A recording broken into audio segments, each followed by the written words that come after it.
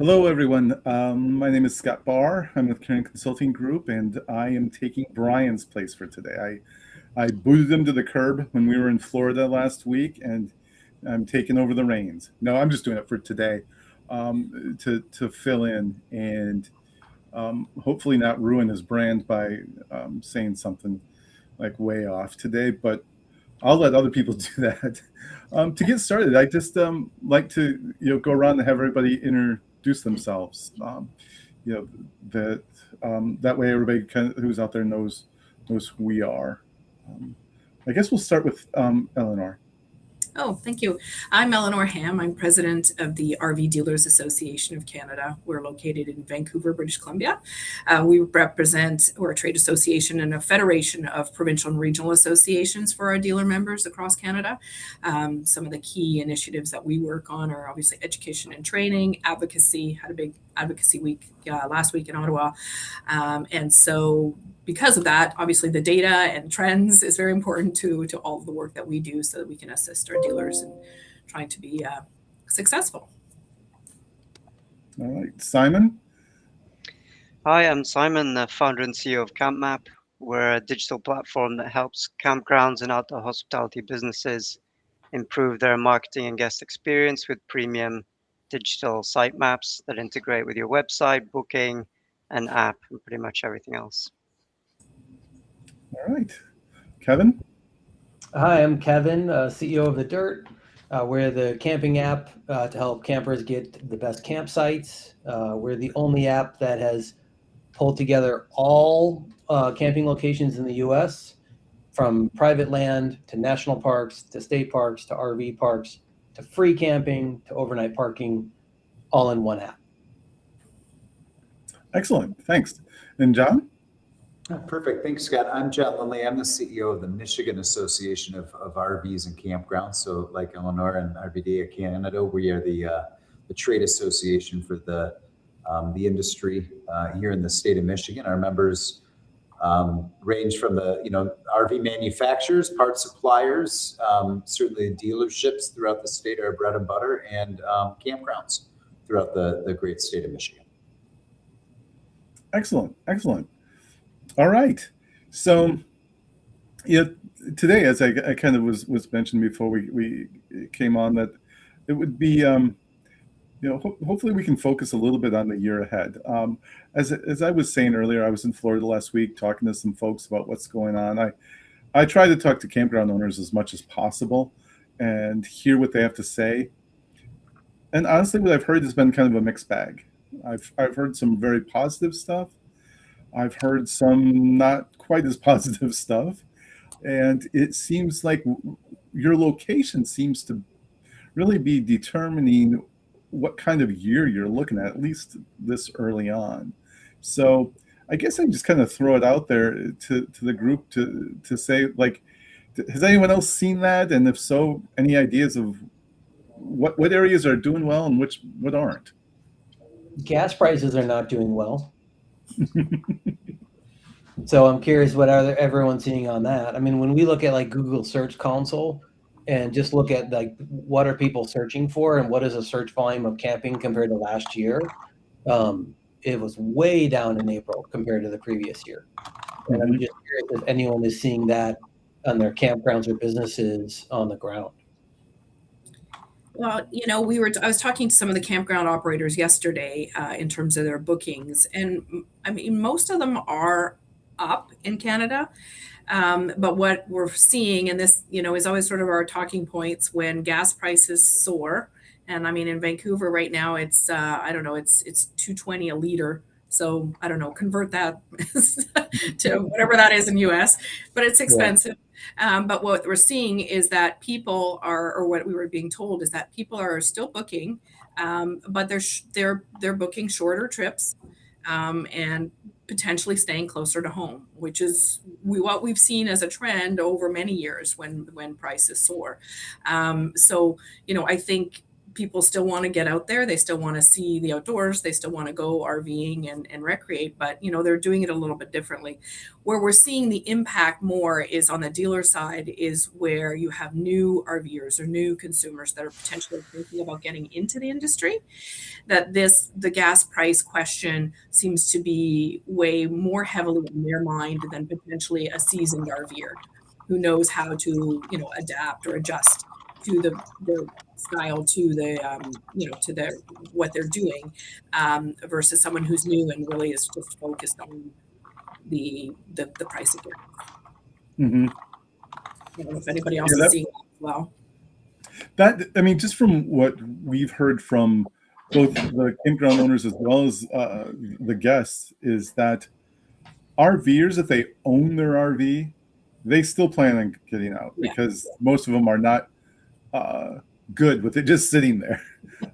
But again, as you mentioned, the staying closer to home, we've been tracking that, and I think you'll see some research come out soon from RVIA and Go RVing that's going to show how that's tracking, which I don't think I'm giving away too much by saying that that the travel distance, it continues to shrink, and we've seen it shrink for every quarter for the last year. So that's something that appears to be very real, and so that's kind of what we're seeing. But they still, the one thing we don't know, from my perspective anyway, is what's the critical cutoff when people kind of really start to shut down, and what level does it have to get to? I don't know. I don't have the answer to that yet. But anecdotally, I've been hearing from a couple of campgrounds. I had a call this morning with a member who has largely focused his marketing efforts in recent years on out of state audiences. Saying come to Michigan, look what we have to offer in his specific location. And what he has seen in the last month or month and a half, as we get a little bit closer to the Memorial Day holiday, is he's seen very consistent. His cancellations have been coming from out of state bookings, people that are traveling a distance. That's where his cancellations are coming from. But he's also seeing an interest in in-state travelers for last minute bookings. So it might be people who have made the decision, I'm no longer going to go 5 hours away. I want to find something 2 hours nearby. So I think that the overall point, which somebody's already made, which is people are still going to go out. They're still going to camp. They still want to do it. They might be taking shorter trips closer to home and less duration too. Maybe it's just a 2-3 day weekend as opposed to the 5 or 6 day trip. Yep. Kevin, do you track proximity with your bookings too, or we track it, but we haven't put it in this last year's report, but I think it's going to be in this upcoming one. You're talking about the annual report that we do every year with Toyota trucks? Oh, I was just thinking of if you do that in general, if you just had anything from your database that No, it's more of we're just seeing it in Google Search Console that less Americans are searching for camping and camping related terms. The overall just search volume is down for April compared to was for the last year April. Mm-hmm. How are things in Europe, Simon? How's fuel impacting your markets? Yeah, I'm actually just reading now a report that came out from a French group, Mavé & Co. So they kind of looked at data leading into the May bank holiday weekend, so it's a few weeks old. And they've seen a big change, much shorter trips, more focused on experience this year so far, and the average holiday distance decreased by 50, well, if I do that in miles, about 30 miles, with 38% of bookings around the 150 mile mark. So it's definitely like shrinking the radius people are going. So shorter stays, more focused on experience and closer to home.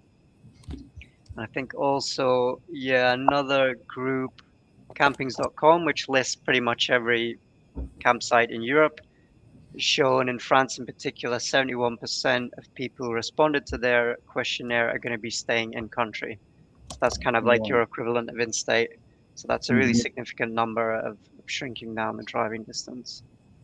Seems to be universal, that phenomenon. And one of the things I think we'll have to keep an eye on too is what other adjustments are people making? In some of the work we've done in the past, we've seen that people, again, they don't necessarily cancel their trips, but they, again, as I think you already mentioned, Eleonore, and John both, I think that the shortening of the trip a little bit too, maybe fewer days, is a one way to save money, especially if you're going to pay what are the trade-offs they make? Do you still travel the same distance and then stay one day less, or do you travel shorter, stay the same amount? But we also see people just making other types of adjustments, and these are the things that it's one of the things I'm very interested in, is that, like, exactly what are they going to do the trade-offs in? I mean, for example, one of the things we know is that food is a huge part. People who travel with families spend a lot of money on food, and I've done some work in this area just on my own in terms of looking at travel costs, and the food factor, it really can hit you hard. But it can also be camping can also be a very inexpensive way to travel if you do your own food. So I've been telling anyone who will listen to me, it's like, try to get people to prepare their own food, and maybe they'll stay a little bit longer. Yeah, I mean, we're seeing that now, and we've been, using those points as well. It's that, that's the beauty of RV and camping lifestyle, is that you don't have to eat out for 3 meals a day, or, ever if you don't want to, right? And so we're finding that people may be saving more on their food costs by cooking themselves, but then, to what Simon said, is that they really want the experience of where they're going. So they may still spend the money on visiting the site or doing the activity that they want to be doing, but then scaling back on potentially eating out, right? And sort of cooking at home. Mm-hmm. Yeah, I think that, again, those things, I mean, someone was telling me last week about how their family, I forget how many kids they had, maybe 2, but just to go to a basic kind of, mid-range quick serve restaurant cost them like $70 for one meal. And, even if the price of groceries go up, they're going to go up less relative to what it takes to eat at a restaurant, whose costs are also going to go up. So the bottom line is that, at least in my analysis, it showed that the cheapest way for a family to vacation is in a tent, and prepare as much of your own food as possible. And you can actually have a nice getaway for pretty short money by doing that, especially if you have your own gear.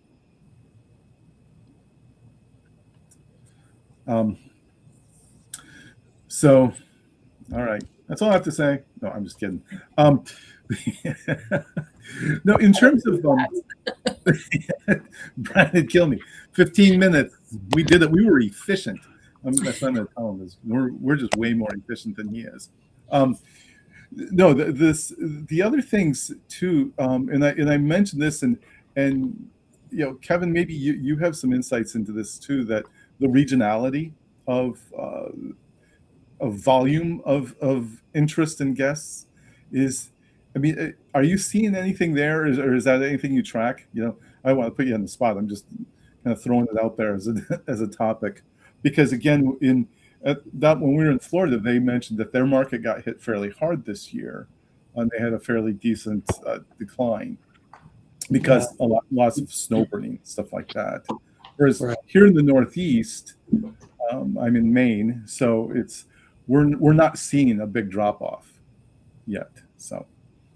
Yeah, well, I mean, as far as we do our annual report, partner with Toyota Trucks, camping report, where we survey the 17 million campers who come to the Dirt.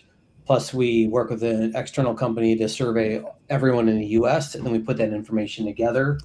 And we definitely see an overwhelming, a higher volume of campers on the West Coast compared to the East Coast. That's definitely like the bigger push of it. Camping last year has it stayed at this like 84 million Americans camp. But I'm really curious when we survey this fall for next year's report, is that number going to be higher? Is it going to be the same? Like, what is the economy going to do to that report? But as far as also the traffic on the Dirt, A different camper comes to the dirt every 1 second. So we have a lot of volume going through it, both our website and our app. And we do see more activity, if you look at like the central US to the West Coast, we definitely see a lot more activity. There is just more accessibility outdoors. There's more free camping, dispersed camping land. So it's easier for RVers to be able to, they can go to, national parks, state parks, but they can also go to free dispersed camping, which is a big use of our app for people to get the free camping location as a pro user. So that's where we see a lot of the volume sitting.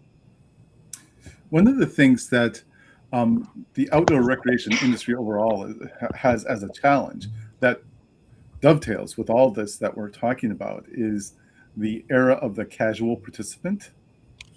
So if you look at like the OIA report on outdoor rec participation, they've been talking about this for a while too, that the reach of outdoor recreation is still pretty high, but the level of participation has declined. And we've seen that over the years too, since we first started tracking years ago. The percentage of, just looking back to 2019, the percentage of campers who only took one trip since 2019 has increased 257%, whereas the group that takes 3 or more trips has declined 11%. And I think that when people talk about things like occupancy and what's going on out there, that the reach is fairly decent. Like the number of participants is still fairly strong, but they're just not going as often. And that seems to be something that is a bit of a challenge for us right now in the industry. Well, I think we're seeing a huge increase. I think that's tied to this. We're seeing a huge increase in interest in rentals, across the board. Whether it's our dealerships, our campground members, all the above are getting the campgrounds are getting constant questions about, the vendors that they work with for rentals. And I don't think that that's unrelated also to the gas price conversation too, right? Because a lot of these vendors provide the service. Well, they'll take the camper right to the campground. They'll set it up. All you have to do is show up with your groceries for the weekend and you're all set to go. So I think that those are all definitely connected issues where people are reluctant. I want to try this. I want to rent something, or I'm only doing this once a year. I don't need to have an RV where I'm paying for storage and I'm paying for maintenance and all that. I'll just rent somebody else that once a year that I'm doing it. Right. Yep. I think those are everything.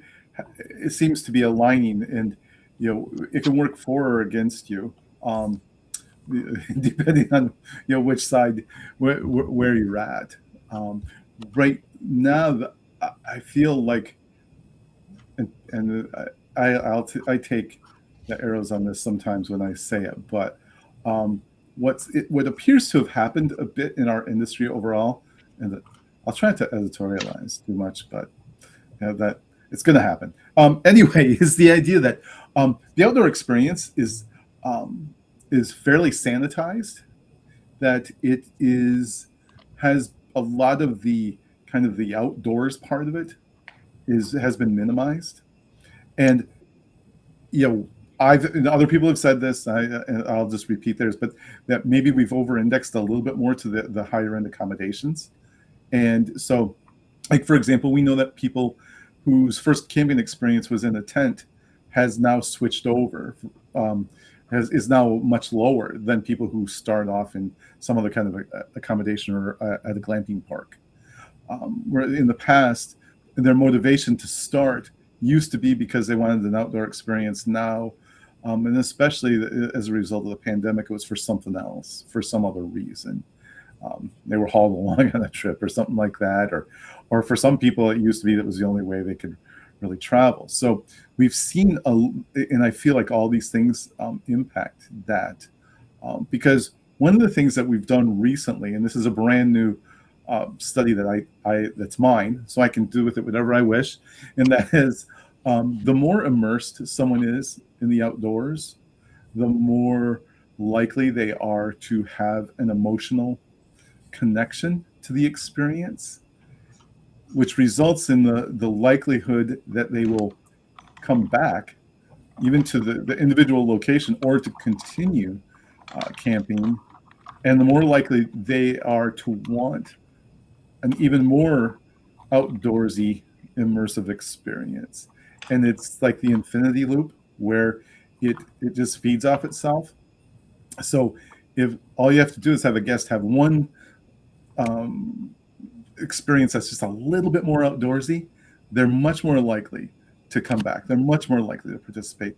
And the one trip guests, they score significantly lower on each of those. And it becomes the reverse of the infinity spiral that you want, where because they don't have those immersive experiences, they spend way more time like on their phones, much more screen time, much more time indoors, not even really being outside, that they don't experience kind of that emotional connection.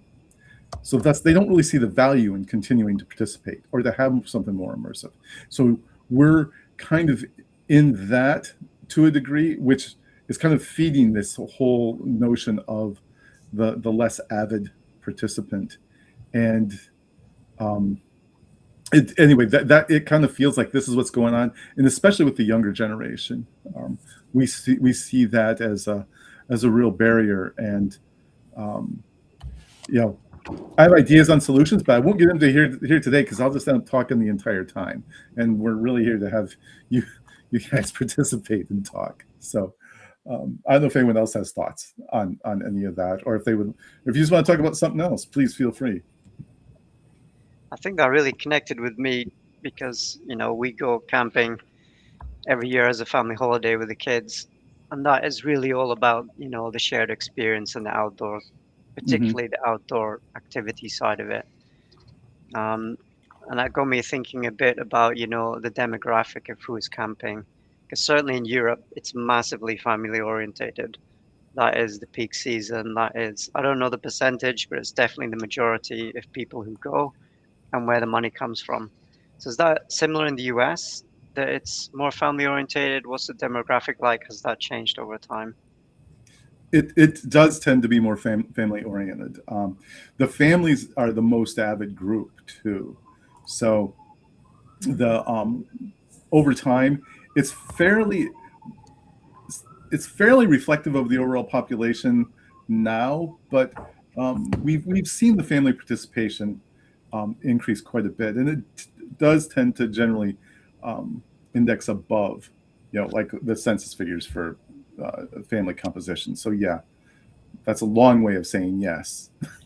I mean, that could then be like a focus group for your marketing and action this season. If it is looking like it's going to be a tough season, then you really push on that sort of element, push the family experience, and try and put your energy there to get the best return.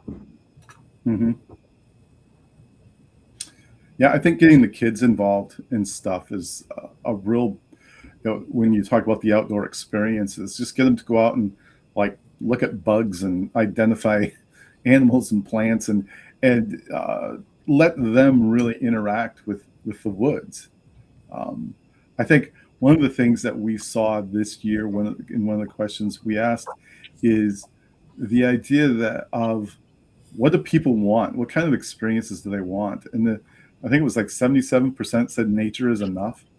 I think people are getting to the point where their things are maybe a little bit overly curated, and they want it to be a little bit more self-directed. But so that anyway, there's baby steps in there to get people involved, especially the kids. Once the kids get involved in it, then the whole family's there. But if the kids are bored and they're not doing anything, then they're probably not going to come back, or it won't be as often.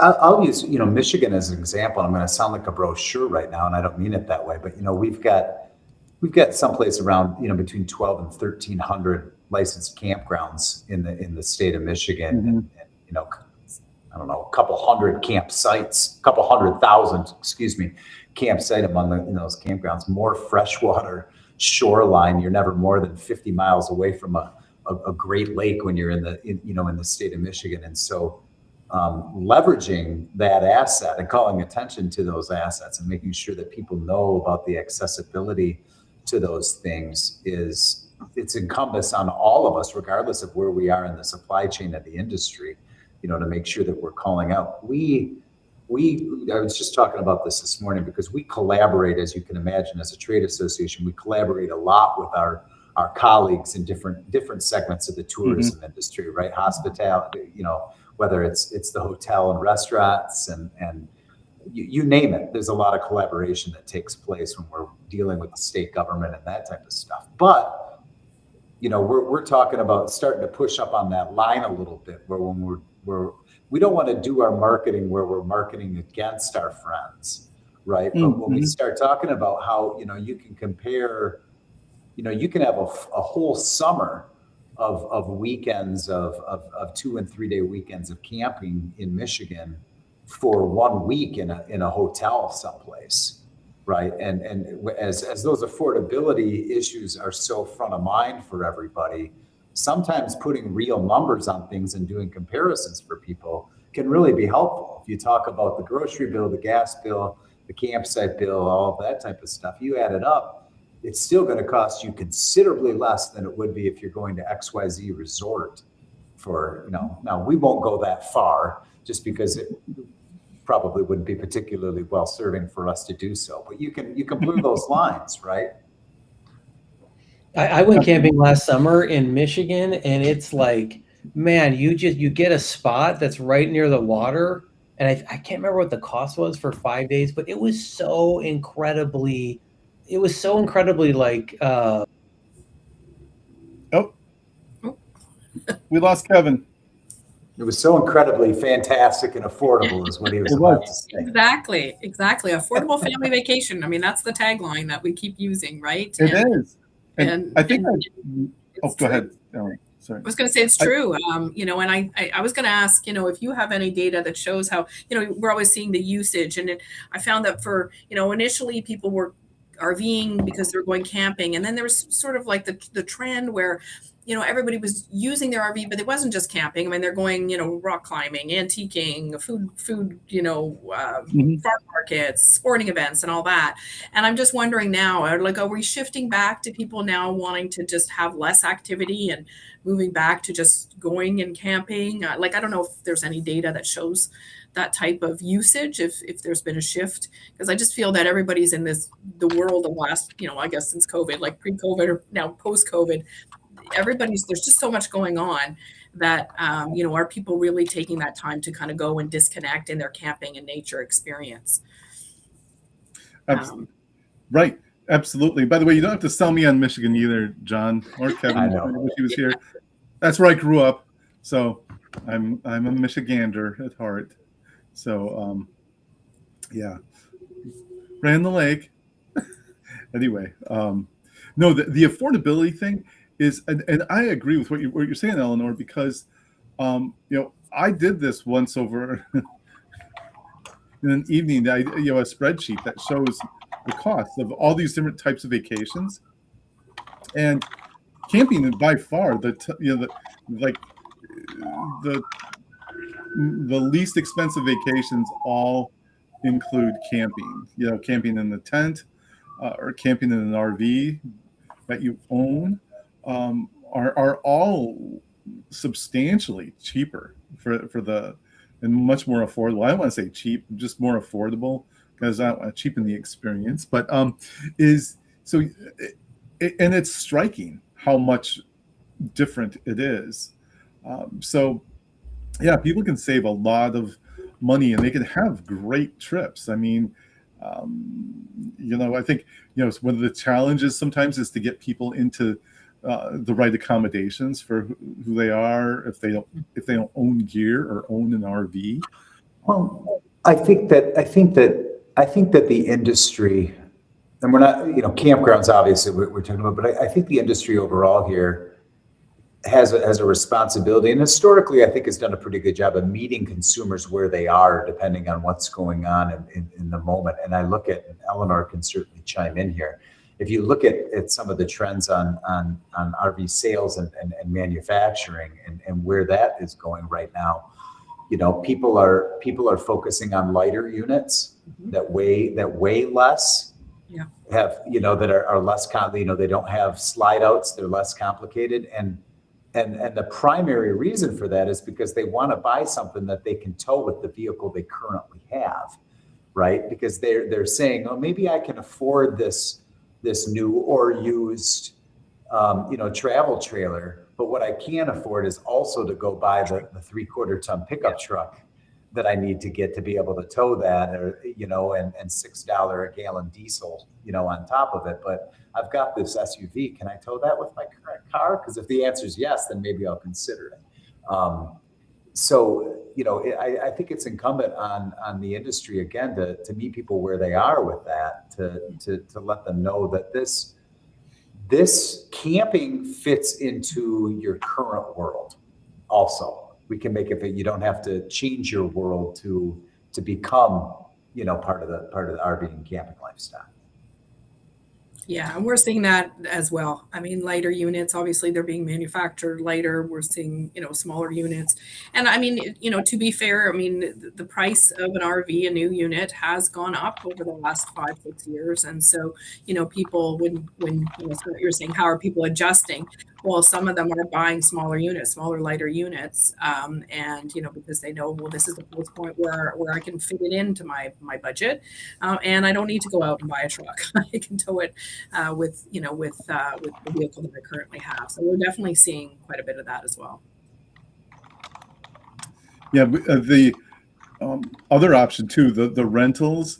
I know in my spreadsheet, the rentals, if you rent and then stay at a site with full hookups, the price can go up quite a bit because you're paying a per night rental fee plus a site fee. But if it's really your only vacation too, it's in the whole scheme of things, it's not that bad. So, and the other thing there, by the way, is like I did it once, and I wanted to use it for some guests who were visiting, and the people I rented from came and set it up for us too. So we didn't have to do any towing or anything, and it was really kind of cool because they set it up right in the perfect spot, and did make sure everything was leveled and hooked up, and I was like, wow, that was really kind of cool. Yeah, and you're seeing that a lot more. That's like the service, everybody's wanting, extra service, and maybe the younger generation, are not as handy, or just, don't have the time as much. So, we're seeing a lot of the rental companies or the peer-to-peer that are offering that service, right? And to be fair, the first time I RV'd, that's how I went. The dealer set it up in the park for me. I didn't have to tow it. I just got there, everything was set up. I didn't have to worry about how to do the, take out the awning. And it was a great experience. And, just handed the keys back. And, I've said if someone's willing to do that, it's a great way to, entice people to get them to go camping some more. I agree. And go ahead, Simon. I just said it shows you just how seamless it can be, and for a first time RVer, there's definitely ways to get assistance. Yep, absolutely. I just wanted to jump in on the discussion on the size and kind of scaling down to save money, and just a lesson from Europe, which is generally completely focused on economy and efficient and small, in good ways and bad. But like, we have a massive thriving industry, and if you compare the size of the RVs, the hardware between Europe and US, it's phenomenally different. They're way smaller, but there's still the same amount of kids and parents and inside. So there's definitely scope to kind of go down and still have that great experience. I think it is just the tradition in North America has always been much bigger. So there's definitely maybe room there and a trend where people can start saving money but keep the experience. Absolutely. And one of the barriers to entry in RV purchasing is that people can be somewhat intimidated by the idea of setting it up and driving it and parking it, especially. So the kind of that rental option provides an easy intro to it, to have someone else do it for them, and maybe have someone teach them. I know that some are in, again, Eleonore, you know more about this than I do, but the idea that some of the dealerships offer classes and training on driving and parking, which is something I feel like they really should push harder, because we do see that as one of the primary barriers to entry, especially in the youngest groups of consumers. Yeah, we have some provincial associations as well that have, RV Learning Weekend, or they have different titles, but basically they host in BC. It was in the Okanagan, and in Alberta, it's actually in the campground, and they host RVers, and for a weekend, and put on courses to just for some of the basics, RVing 101, like come out, and obviously there's the network, the camaraderie, the entertainment, but courses as well to sort of to teach people they have techs there that look over the units just to make sure everything's working for consumers, and it's a great way to get some education to the consumer themselves, so they don't have that fear, of how am I going to do this? It seems complicated, but it's not if you get the education. Sure. Just wondering, is there any big kind of influencers covering that topic on, I don't know, YouTube and things, putting out videos about how to do RVing? I'm sure there is, but I don't know if you guys are aware of any directly. Yeah. I'm not. There are, and I know both Go RVing in the U.S. and Go RVing in Canada do work with, I think they're called ambassadors now, that where they're actual RVers that, not necessarily just an influencer that is going RVing, but RVers that, are actual RVers, and they work closely with them. And they'll showcase a lot of, what it's, how do you do it? What are they doing? How are they using their RV? And I know that's been very helpful for the marketing agencies, because they're real people going RVing. So there's quite a bit that we've done on the marketing side from there. Yeah, 'cause that's definitely got to be a way into the kind of younger generation, Scott, that you say are a bit afraid of the outdoors. So they never really had that hardcore introduction when they were young, and now they don't really know how to get into it. So that's quite a nice bridge. Encourage that. Absolutely, and RVing provides actually a decent soft landing for that group, because their desire to explore is high, but in many cases they're not sure what they want to do and how to do it. So that's why I do feel that the RV industry still has this opportunity with that group. It's just kind of figuring out how to talk to them. I don't have all the answers to that, by the way. I have some, I feel like, but it's a group that, for example, and Toby O'Rourke from KOA is gonna, this is a topic she's very much invested in, which is the idea that in many cases things like glamping it's the new onboarding, but we also see a high percentage of those people who want to have other kinds of experiences. Like, for example, they want to try a backcountry experience, and whether it's backpacking or overlanding or something like that. I think overlanding is a great opportunity for the RV industry to tap into, and the whole idea is that we have. I'm sorry that I'm distracted by the comment. A former VP of marketing from Sun Outdoors, and some communities just curious, what guest behavior changed permanently after the post-COVID outdoor travel boom? Oh, interesting. Well, I'll address that in just a minute once I finish here. But is that this idea of exploration, I think, is where the RV industry has a great opportunity to tap into, because it's a group that wants to stay in accommodations as well. They're not fully committed to the whole tent thing. I think they'd try it, but that idea is very still strong out there. We just have to kind of figure that out. And so, what do we think changed permanently after the post-COVID outdoor travel boom? It's like, and I guess there's an and in there. And what trends do you think operators are still misreading?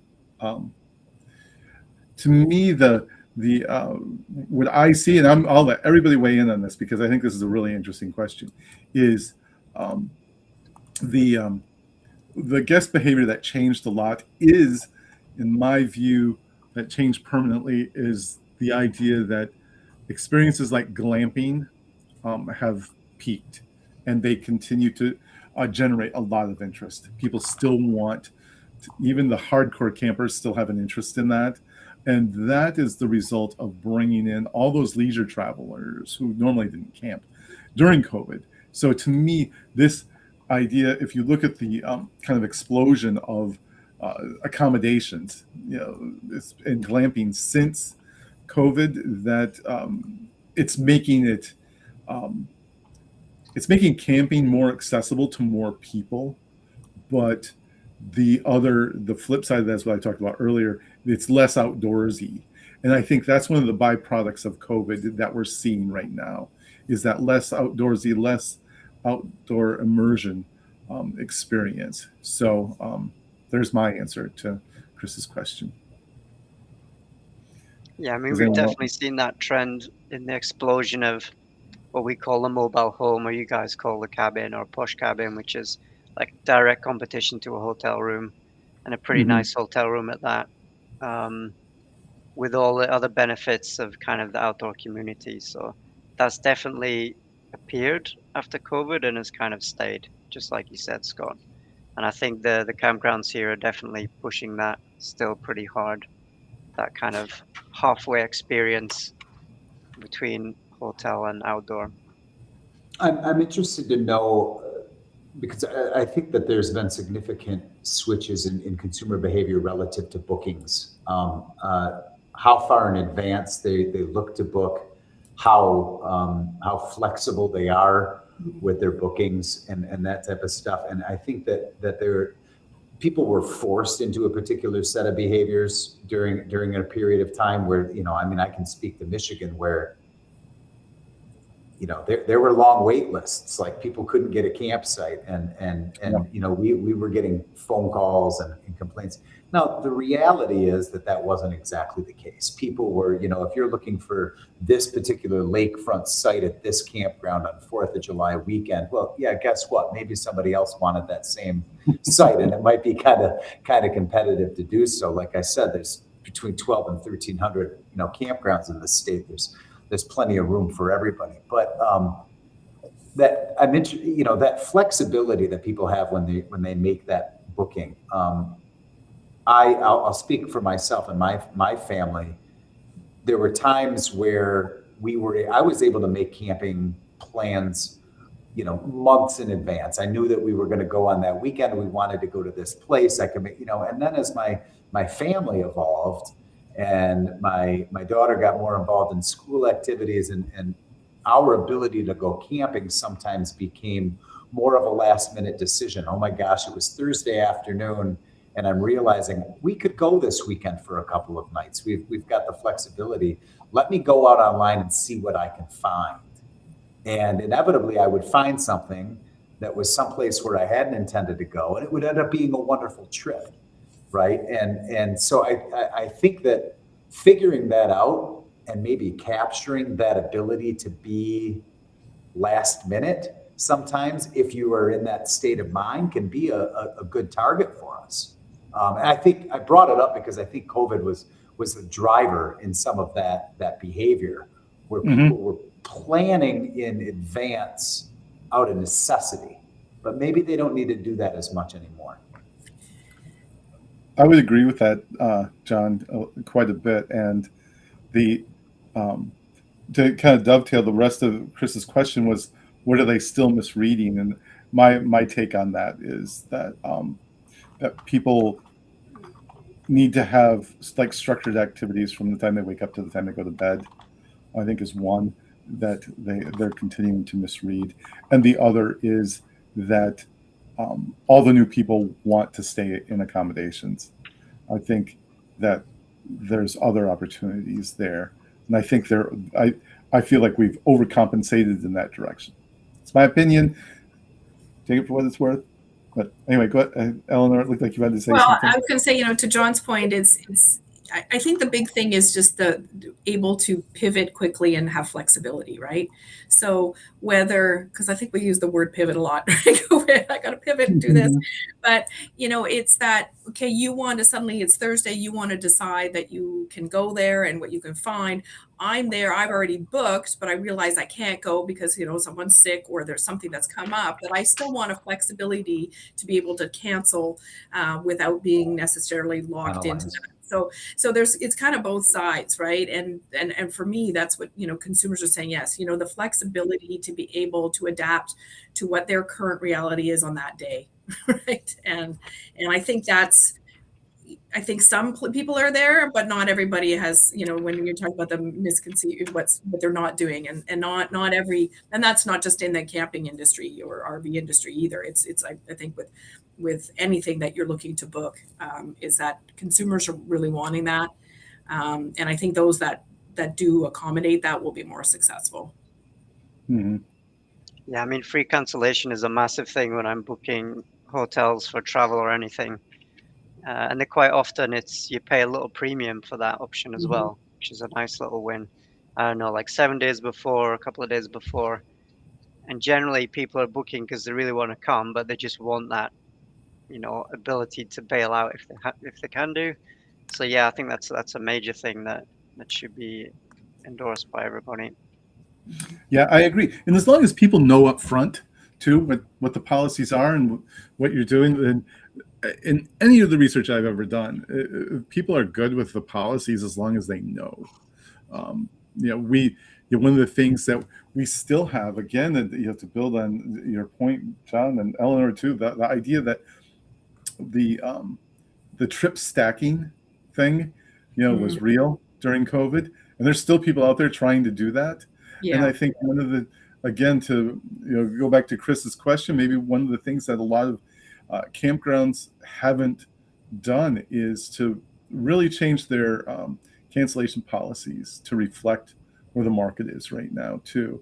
And again, just say it up front. I mean, whether or not, I mean, I was thinking when you were saying that, Simon, I was thinking about how we're looking at a booking a vacation like 6 months from now, and we can book it through the Hilton, and we can cancel 24 hours before we get there, but we have the room booked right now, so that, and that's kind of nice.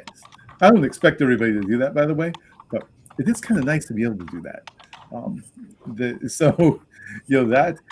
I guess there's two sides to it, whether you're the guest or the operator, what your perspective is on cancellation policies. But again, as long as people know, in my view, it's they're okay with it. But we talked about when you were talking, John, about the site availability and such. That really rings true with some of the chatter you still hear out there about campgrounds being crowded, overcrowded. I can't get a site, and so on. And it's like, it really is, they can't get their site, the site they really want. In our research, we did this because Toby asked this question. It's like, everyone has capacity. Why are people still saying it's overcrowded? So we did some research, and that's what we found out. But the most interesting thing for me in the takeaway, and I think every one of us in the industry who has a voice at whatever level has somewhat of a responsibility in this area. That's another thing that happens too, that Toby talks about shared responsibility a lot throughout the industry, but is the idea that when we ask people if they if overcrowding was a problem, this is like 2 years ago, I think we did this, and we still had a lot of people who said it was still a problem. But of the people who said it was a problem, 39% had never experienced it. So they think it's a problem, but not. Oh, that's interesting. That's right. They had never actually experienced it. And a lot of it is because someone said something. They saw it in a board online. That's the chatter out there, and so that's pretty. I think that's a very high percentage of people that had, again, they thought that overcrowding is an issue, but it didn't happen to me. But I've heard it's a problem. So Well, there's, I'll take what's familiar with me as an example here in Michigan, and Scott, some of the areas that I'm talking about. I mean, we are very fortunate that Michigan has a tremendously gorgeous, robust, and extensive state park system that has gorgeous, lakefront accessibility, state parks with thousands of campsites, all just some of the most extraordinary places in the United States for my dime, but certainly in the state of Michigan. And the system for making reservations at those state parks 6 months in advance, at those different state parks, and you can make a reservation for up to 15 days, which means you can actually make a reservation 6 months and 15 days in advance of when you're trying to book. And there's all sorts of different ways that people will use to game that system and all the above. At our RV shows, we welcome the state of Michigan. The Department of Natural Resources will have a 10 by 10 booth set up at all of our consumer facing RV shows. And unquestionably, the topic of interaction between the consumers and the officials that are staffing that booth throughout our RV shows is the reservation system, their frustration with not being able to get the campsite and the campground that they want, on the dates that they want, and all of that type of stuff. And again, I think that I hear the frustration, but I think that this presents an opportunity that the industry has to really make sure that we're filling that vacuum and letting these consumers know that the options are available. They just, let's be a little bit more flexible with your location, with your date, with your, all of that thing. And you can find what it is that you're looking for so that experience that they have is positive and it keeps them wanting to come back. Because that's what we're all in this for, right? Absolutely. No, I like that. And I've spoken with people from, whether maybe it was you, John, I talked to about that, and just that very topic talked about in the past. And yeah. Well, it gets to and I told you I got about 5 minutes and I got to duck out, but we were at I think it was the annual, for those who know, the annual RV Power Breakfast takes place in Elkhart, Indiana in May of every year, and it was a couple of years ago. And there was a panel that had Toby was on it from KOA, and there was I think it was Lauren Bates from General RV, and somebody from either Thor or Winnebago, so manufacturer, dealer, campground, different segments of the industry. And somebody made the point that I thought was very insightful, simple but insightful. And they said, look, everybody just needs to do their job and do their job really well. If you're manufacturing an RV right now, build a quality product.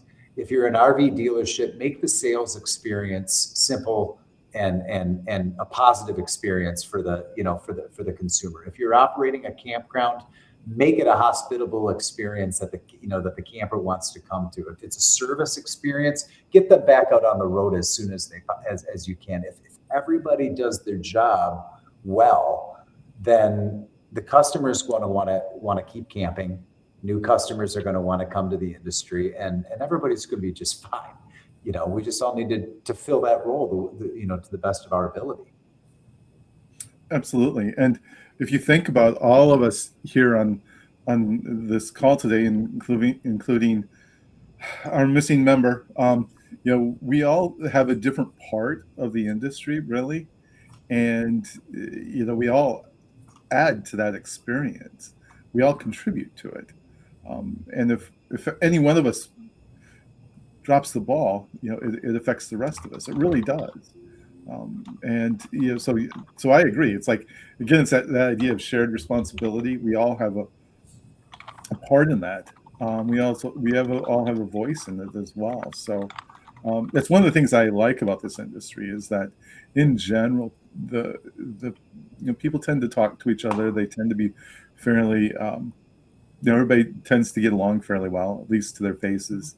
And it's true. I mean, you go to conferences and you see people in competing, having competing products, hanging out together, having drinks, and just, just kind of enjoying being in the industry. Because in my view, we sell the best product there is. We just have to get more people to do it. The outdoors, I mean, it's a great product. That's exactly right. So I know you only have 3 minutes, John. Do you have a question you want to ask any of us? I know this is what Brian always does, is he lets people ask a question of someone else if you want to. If not, you can go to happy hour because that's where you're headed, right? Yeah, I wish that was the case. I absolutely wish that was the case. No, I guess I would put, very selfishly from my perspective, I'm sure Eleanor shares a little bit of my mindset. I think one of the things that I'm always questioning and trying to challenge is making sure that as a voluntary member-driven association, that we are providing the value that our members and that the different segments of the supply chain need us to provide, right? And making sure that we're presenting that value proposition effectively to the industry. And we can only ensure that we're doing that effectively if we have the proper input from people. So, it sounds cliche, but I'll ask those questions of what keeps you up at night? If it's an RV dealer, what keeps you up at night? If it's a campground, what are those issues that you're going to sleep thinking about right now? And is there a role for your trade association to be involved in trying to solve those problems? Sometimes there isn't. We can't be effective at trying to be all things to all people. But what is it that we can do to ensure success of our members where our role lies in there? So I realize that might not be a question that can be answered in a minute here, but that's a question I'm always asking, is trying to figure out what that role is. I can't pick up the phone and call the Fed and get them to lower interest rates any more than the president can, right? And I certainly can't affect gas prices, right? But set those things aside. What can we do as an industry association to try to be helpful, right? Yep. Yeah, we ask our members, like, what's your burning dealer issue, right? Tell me and tell me, and it can be, we send out, and if anybody's listening out there, let us know what your burning dealer issues are, because if we don't have that information, it's hard for us to be effective, in our advocacy efforts. So please let us know. The more input we get, the better. It's been a pleasure, you all. I have to duck off, but I greatly appreciate it. Yeah, All right, John. Great talking to you. Okay. Have a great afternoon. Yeah, good chat, everybody. I've got to run for a call now as well. Good job, Scott. All right, Simon. Hey, great talking to you again. It was great meeting you last week. Take care. See you. Bye-bye. Bye, Simon. All right, bye. Bye-bye.